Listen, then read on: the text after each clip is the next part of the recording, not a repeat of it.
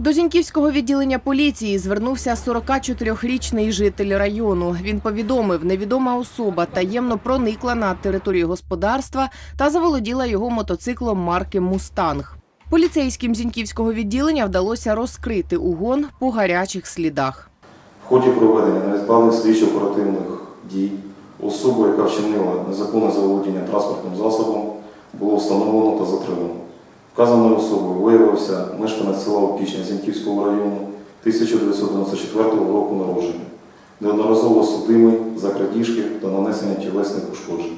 За місцем проживання юнака працівники поліції вилучили викрадений мотоцикл та вже повернули власникові. За даним фактом відкрито кримінальне провадження за ознаками частини 2 статті 289 Кримінального кодексу України «Незаконне заволодіння транспортним засобом». Її санкція передбачає покарання у вигляді позбавлення волі на строк від 5 до 8 років із конфіскацією майна або без такої.